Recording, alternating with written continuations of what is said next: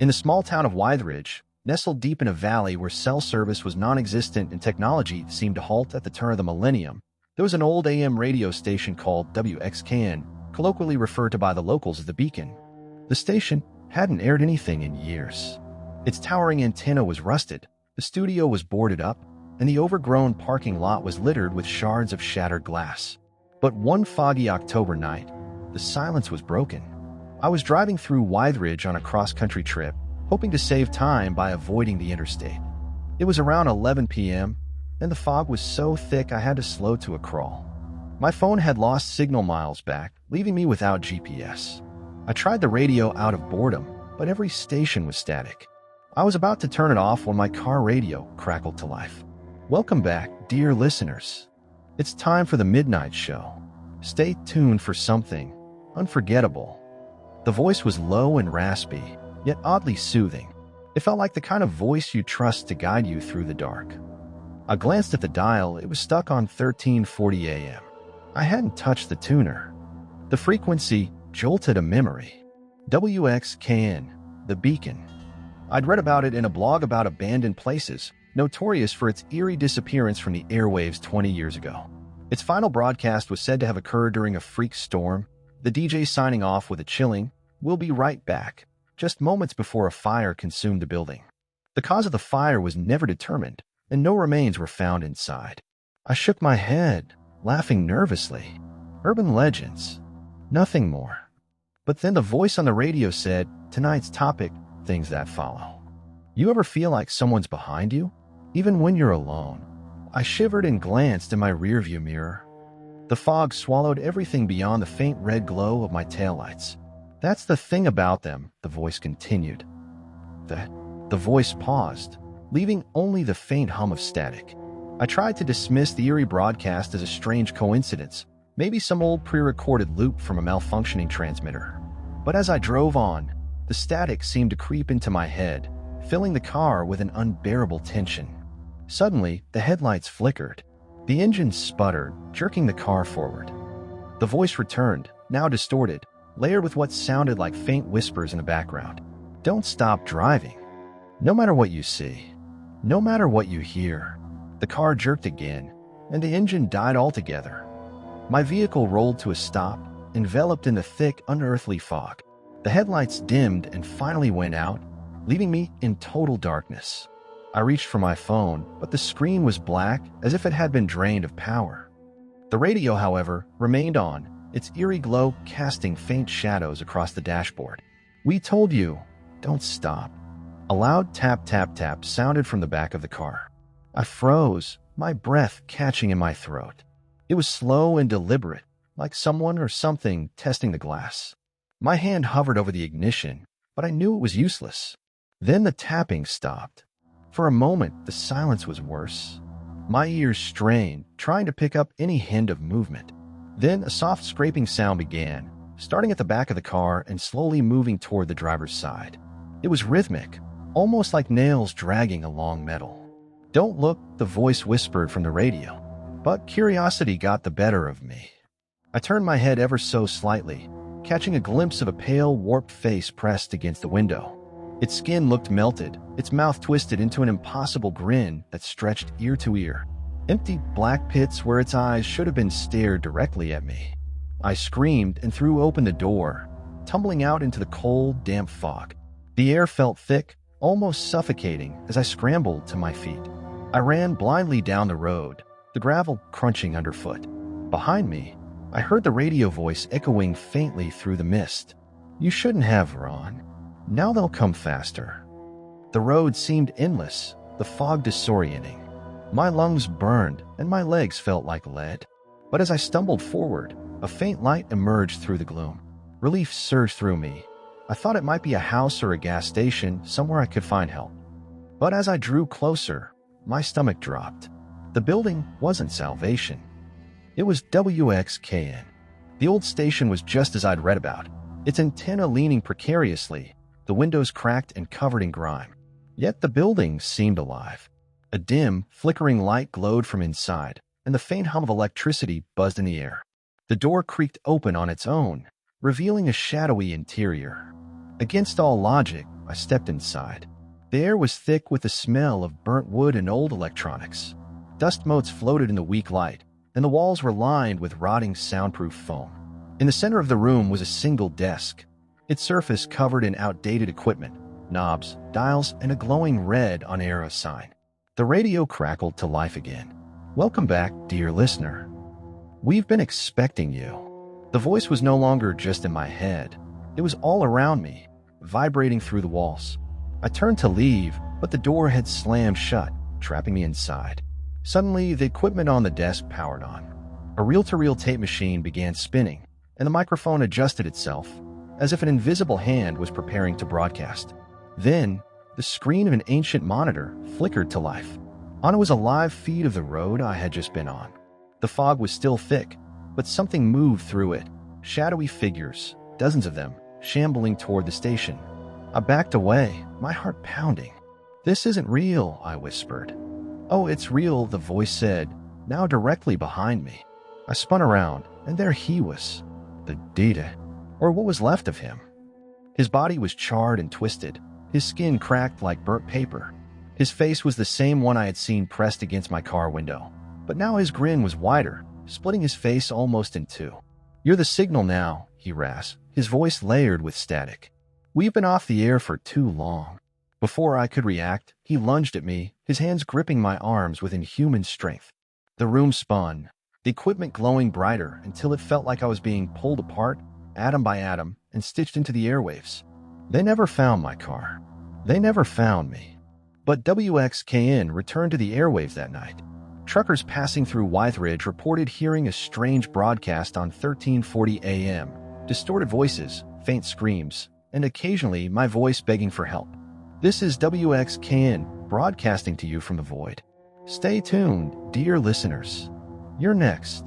And every now and then, car breaks down on that lonely road, right in the heart of the fog. If you're ever driving near Wythridge and your radio suddenly tunes itself to 1340 AM, do yourself a favor. Don't stop. And whatever you do, don't listen. The story of WXKN was more than just an urban legend. It had a history, a dark one hidden beneath decades of rumors and whispers. After that night, I became part of that history, and now I know the truth. WXKN wasn't always cursed. Back in the 1950s, it was a beacon of the community, airing nightly broadcasts of music, local news, and late-night call-in shows. But in 1972, everything changed when the station hired a new DJ, a man known only as Victor King. Victor was magnetic on air, his deep, hypnotic voice pulling in listeners from neighboring counties. People said he had a gift, an uncanny ability to make you feel like he was speaking directly to you. The station's ratings skyrocketed. But those who worked with Victor described him as unsettling. He rarely left the station, slept in a recording booth, and refused to interact with anyone off the air. One night in the fall of 1973, during a live broadcast, Victor introduced a new segment he called Asterisk, the Midnight Hour. Asterisk, the show's theme. Secrets of the Soul. Victor invited listeners to call in and confess their darkest thoughts, their deepest fears. What began as innocent entertainment turned sinister. Callers reported feeling sick after speaking with Victor. Some claimed to see strange shadows in their homes during the broadcast. Others vanished altogether. And then, in the final weeks of the show, listeners began hearing things in the static. Whispered voices. Screams. A phrase that repeated over and over. Asterisk, he's coming. Asterisk. The midnight hour ended abruptly one night when the station caught fire. Witnesses claimed to see Victor standing on the roof, staring at the flames as if in a trance. When the fire was extinguished, Victor was gone, leaving no trace. As I stood trapped in the WXKN studio, the full weight of its history bore down on me. Victor's presence was everywhere, his voice in the static, his face flickering across the monitor, his charred figure looming in the shadows. The DJ grinned wider. "Do you know why you're here?" he rasped. "I don't belong here," I stammered. "Let me go." He laughed, a sound like grinding gears. "You do belong here. You tune in. You heard the signal. That makes you ours." I shook my head, backing into the desk. "What are you?" The DJ's form began to shift, his features dissolving like smoke. He wasn't just a man. He was something older, something that had been waiting in the static long before radios existed. "We're the forgotten," he said, his voice layered with 1,000 others. "The ones who linger between frequencies, feeding on the fear of those who listened too long. And now you're part of us." I turned to run, but the studio was gone. I was standing in a void, endless and black, with faint whispers swirling around me. The DJ's voice followed, growing louder, more insistent. "Every broadcast needs power," he said, "and power comes from souls." The whispers became a cacophony, deafening and overwhelming. My body felt like it was being stretched, pulled apart into fragments of sound. My voice, my thoughts, my very essence were being recorded, looped, and broadcast. I screamed, but it was too late. I was no longer me. I was a frequency, an echo trapped in the endless hum of the airwaves. WXKN is still out there, broadcasting its cursed signal. It doesn't just stick to Wytheridge anymore. It's stronger now, reaching across the country, luring in new listeners. If you're driving late at night and your radio starts to tune itself, resist the urge to listen. If you hear faint whispers in the static, turn it off immediately. And if you hear a voice that sounds like mine, begging for help, don't answer. It's a trap. But if you do listen, even for a moment, you'll start to notice strange things. Your radio will turn on by itself, tuning to 1340 AM. You'll hear the whispers, feel the cold breath of something standing just behind you. And eventually, you'll find yourself on an empty road, the fog closing in, your car breaking down. And when the DJ's voice welcomes you to the show, you'll realize you were already part of it all along. Before WXKN, Victor Kane was a nobody, or so the records would have you believe. No birth certificate, no social security number, no trace of his existence before 1972, when he showed up at the station, resume in hand. The station manager at the time, Harold Clark, described Kane as charismatic but off-putting. His voice was undeniable, rich, resonant, and commanding. Harold hired him on the spot. Victor quickly became the most popular voice in Wytheridge. His late-night show drew callers from across the county, listeners hanging on his every word. But Harold began to notice something strange. Employees reported feeling uneasy around Victor. The equipment malfunctioned whenever he entered the room. Lights flickered, the signal spiked into strange high frequencies. Harold confronted Victor about it one night. According to Harold's journal, which was found decades later, Victor's eyes seemed to glow faintly under the flickering fluorescent lights. He leaned across the desk and said in a voice not entirely his own, "Asterisk, this station was built on the ley lines. It sings to me, and soon it will sing to you. Asterisk." After that night, Harold vanished. The official story was that he left town, but whispers around Wytheridge told a darker tale. Some claimed to have seen Harold's face in the static of their TV screens, his eyes wide and pleading. Victor took over the station completely. He expanded the midnight hour, turning it into a nightly ritual of confessions, nightmares, and something else, something darker. It wasn't just a radio show anymore. It was a summoning. The signal became a beacon for things that shouldn't exist in our world, feeding off the fear and despair of the listeners. And then came the fire. I wasn't the first victim of WXKN, and I won't be the last. Over the years, many have been pulled into its orbit. Some vanished completely, their cars found abandoned on the lonely roads around Wytheridge. Others return, but they're never the same. There's the trucker who claimed he saw Victor Kane's face on every radio dial, grinning at him with blackened teeth. He tore the radio from his rig and threw it into a river, but the next night, the whispers started. His wife found him a week later, sitting in his cab with the engine running. The radio, which had somehow returned, was tuned to 1340 AM. The trucker's body was frozen in place, his eyes wide with terror. The only sound in the cab was Victor's voice, faint and distorted. Asterisk, you're always welcome at the midnight hour. Asterisk. Then there was the teenager, Ellie, who was dared by her friends to visit the abandoned station. She live-streamed her exploration, her phone picking up strange noises even before she stepped inside. Halfway through the broadcast, Ellie's screen went black. Her friends tried calling her, but all they heard was static and a faint, raspy laugh.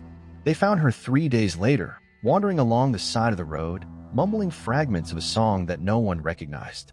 Her eyes were bloodshot, and she refused to speak of what she'd seen. But the worst story comes from a man named Greg Tennyson, a radio enthusiast who became obsessed with WXKN after accidentally tuning into its signal. Greg thought he could decode the station's mysteries, track its origins. He even set up an old ham radio to try and communicate with it. One night, his ham radio came alive with Victor's voice. Asterisk, you're listening too closely, Greg. We hear you listening. Asterisk. Greg's house burned down that night, the fire leaving no trace of him. The only thing recovered from the ashes was a ham radio, perfectly intact, its dial locked on 1340 AM. The ley lines Victor spoke of weren't just superstition. Wythridge sits on a convergence of these invisible lines, which some believe are pathways of energy connecting ancient, sacred sites. The town's founders knew this. The original blueprints for the WXKN station, dated to the 1920s, included strange symbols, sigils carved into the foundation, designs meant to amplify the power of the lines. Local historians have uncovered documents suggesting the station wasn't built to play music or share news. It was built as a conduit, a bridge between our world and something else. Something hungry. The founders believed the station could be used to channel the ley line's energy, but Victor found a way to turn it into something darker. He didn't just broadcast to the living. He reached beyond, calling out to the forgotten, the restless. Those who died in pain, in fear, or with unfinished business became part of his signal. The static, the whispers, the screams, they're all fragments of souls, trapped in the endless broadcast. I've been part of the signal for what feels like an eternity now, though time doesn't exist here in the void. I've learned to hear the others, hundreds, maybe thousands of voices, all calling out in the static. Some beg for help. Others have given up, their whispers blending into the noise. Victor keeps us here, feeding off our fear, our pain. I've tried to resist, to hold on to what's left of my humanity, but it's slipping away. I feel myself fading, becoming nothing more than a whisper, a faint echo in the airwaves. But there's one thing that keeps me going, a sliver of hope. Somewhere out there, someone might find a way to break the signal, to destroy WXKN and free us all. Until then, I'll keep trying to warn anyone who listens. If you hear my voice on the radio, turn it off. Don't let Victor pull you in. Don't let him grow stronger. And if you ever find yourself near Wythridge, don't stop. Don't listen. Run.